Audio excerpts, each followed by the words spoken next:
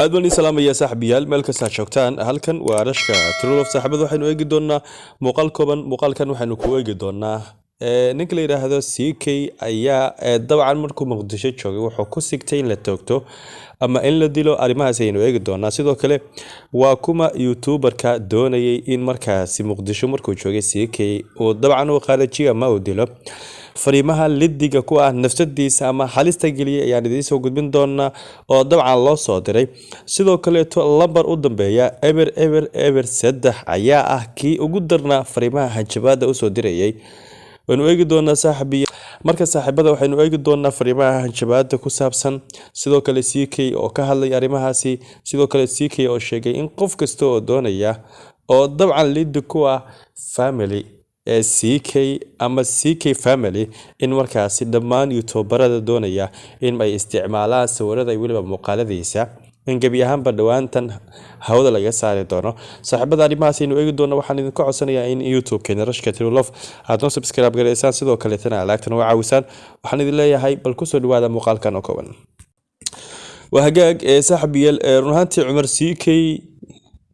ayaa ah mid markaasi dabcan mid inta badan dabcan caanka ah baraha bulshada sidoo kalena waxa uu doonayay in markaasi dabcan ama waxa uu doonayaa inuu carabaabo Muqdisho markuu joogay waxyaabaha dabcan uu la kulmay runtii markaad aragto qof caan ah oo magac bulshada ku leh waxa markasta oo dabcan uu dhaxlaya ama uu arkaya qof markaasi dabcan lid ku ah noloshiisa kikisiki waa la ogyahay in dabcan uu yimaaday magaalada Muqdisho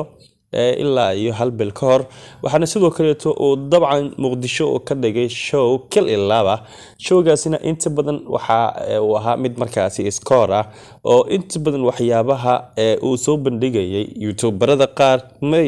may sameeyaan arimahaas oo kale laakiin wuxuu doonayay record fiican inuu ka dhigo Somali YouTuber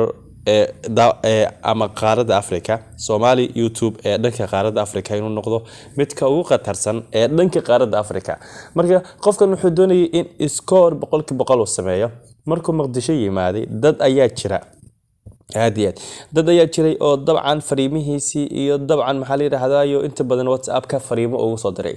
oo uu hanjabay la dhahay CK waan ku dileynaa ka wayaan ka siinayna run ahaantii bal ka waran qof Muqdisho u imaaday Muqdisho wadankiisa weeyaan cid ka xigta malahan uu yimid markuu Muqdisho yimaadana dabcan waxa la dhahay CK daraadada ayaan South Africa ugu yimid fursad ayaan kugu raadinayaa wax badan maalintii aad garoonka jaamacadda joogtay inaan kula hadlo ayaa rabay balse shacab fara badan ayaa jooga meeshan bal waayahay adigoo nabad ah inaad ku laabato Australia ma rajeenayay uu leeyahay good luck ayuu ninkan sii raaciyay bal qofkan ka waran nin dhan oo markaasi doonaya in Muqdisho score fiican ka dhigo uu doonayo qof maaragtay maxaa la yiraahdaa Muqdisho u xiisay maxaa dhacay cadowtinimada maxay tahay qofka markuu heer gaaro war adiga waa sameyn kareysaa magaca uu CK sameeyay adigana waa sameyn kareysaa معبا وما يسمع مجا سيكي وسمي أذيك قد هذا واسمين كريسة سو مركا سيكي وحو يري هدا ماشا طبعا كاهلايو أدي شيء لهاد نرق آيات أهان لهاد أما نرق باتايو يري كينك سيكي ومركا سوى شوابي بل أرق فرينتان داوذي فرينتان بل أرق رانتي وحيابها قار وحاو طبعا صومالي نمضى معها إنك الرقة وحالي رادا هيرك قفك مركو قارو آدي صومالي محالي رادا قفك مركو هير قارو ayaa loo helaya war adiga qodhaada ninkan kulay lambarkiisa u jeedaan qof markaasi dabcan baraha bulshada caanka ayaa oo yiri ninka la yiraahdo CK waa sida uu sheegay qofkan baraha bulshada uu caanka yahay inkastoo uusan carabaabin saaxib adiga ciidan ayaad isku haleynaysaa laakiin waxa uu leeyahay wax kasta way dhici karayaan aad iyo aad marka xataa wuxuu doonayay in arintan maxaa la yiraahdaa oo sheego aabihiisa laakiin hadii aabaha oo dhalay CK uu sheego waxa leeyahay hadda ticketka jaro kadibna waa inaad aad meeshaad ka timaaday soo intaas uu diidana marka Muqdisho markuu show ka dhigtay sidoo kale wuxuu u boqolay dhanka iyo magaalada lagu magacaabo Baydhabo markuu aadayna muuqaaladii hore ee dabcan de kaftanka qabiilada waxyaabaha la kaftamay ayaa la soo bandhigay waxa la CK ninkoodaga Baydhabo oo nacbayahay sidoo kale waxa uu tagay dhanka iyo waliba dabcan maamulka Jubaland ayuu tagay oo magaalada Kismaayo ayuu show kal ilaa markaas ku soo dhigay kadibna Muqdisho u soo laatay laakiin waxa xusid mudan markii garoonka jaamacadaha magaalada Muqdisho uu joogay wuxuu yiri waxa la kulmay dad markaasi tooriyo wata waxa la kulmay dad bastoorado wata oo xataa doonayna dilaan laakiin aniga waxaan haystay dad markaasi isaacida waxaan haystay ciidamo fara badan waxaan haystay 15,000 oo dad markaasi shacab ah oo aniga aaminsan marka CK wuxuu sheegay in markaas Muqdisho imaan doono markastana caadootinimada ma wanaagsana wuxuu yiri aniga qodheeda wax uqdad aan u qabo malahan aniga qodheeda wuxuu yiri uqdad aan u qabo malahan kali waxa loo baahan yahay in markaasi qof kasto oo Soomaali heer markuu gaaro qofka CK wuxuu yiri qofka bani aadamka waa uu gaari karayaa dabcan meesha ugu sareysa dunida laakiin qofka caanka ah waxa sidoo kale uu yiri in dabcan uu yeelan karayo mucaarad iyo waliba muxaafadba marka wuxuu yiri aniga markasta muxaafadkayga badan mucaaradkayga badan ayuu yiri inkastoo muxaafadkan uu yahay mid marka aad iyo aad u tiro badan run ahaantii sidoo kale inta badan qofka markuu caan yahay waa laga been abuurtaa wuxuu yiri youtuber badan baa jira sidoo kale TikTok badan baa jira oo markaasi iga been abuurtay magacyadeeda sameystay kadibna waxa rabaan iska sheegaya wuxuu yiri aniga dadkaasi maxkamadda ay la tiigsan doona YouTube wuxuu leeyahay sharcigaasina ayaan la tiigsan doona ayuu yiri ninka la yiraahdo CK oo arimahaasi ka hadlayay ruuxantii waxaan u leenahay war qof kasto oo bani aadana qofka heerka uu gaaray adiga qodada waad gaari karaysaa wuxuu yiri CK aniga waxaan bilaabay YouTube-ka 2015 ilaa 14 ayaan bilaabay 14 ayuu kala kacay 2 sano 3 sano ayuu waday marka qofka intaasi oo sameeyay juhdi oo soo bixiyay muuqaaladiisa hore hada daawato ruuxantii waxaad is leedahay ninkan adiga oo soo kufay marka adiga qodaadan waad sameyn karaysaa marka saaxiibada CK oo u hajabaya dadka markaasi isticmaalaya YouTube-kiisa ama dabcan dadka sawiradiisa isticmaalaya ayuu waxa uu leeyahay muuqaalada foosh xun dadka soo gelinaya weeyaan dadka caadiga oo falanqeynaya heesiisa waxaas waa iska caadi weeyaan laakiin dadka kale ayuu u hajabaya muuqaalkan ayuuna markaas inta idinka tagin u kaadi waxaa jirto go'aan cusub go'aankaas oo ah qofka aan ku ogaado xitaa fiidiyoyadii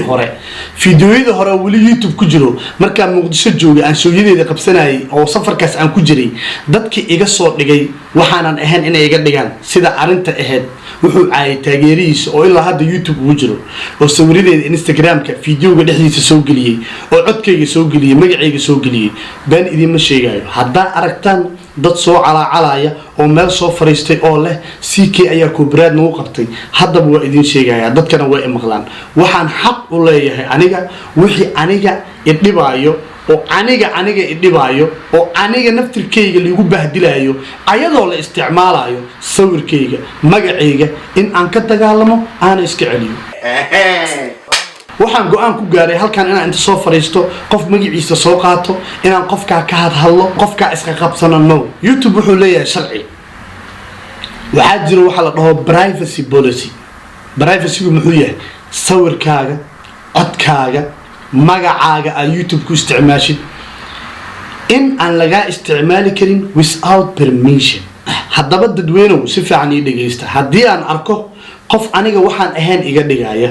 oo magacayga isticmaalaya iyo sawirkayga haddii aan koobiraad ku qabto kuma qaldani haddana la socdo qofka aniga shakhsiyadeeda iska caayo waxba uma arko hadda YouTube-kiin CK hadda ku qortid xalay u dambaysa arkaya boqolaal aan isaga kaycaysa oo aaminsan haday caayaan soo caanbaxayaan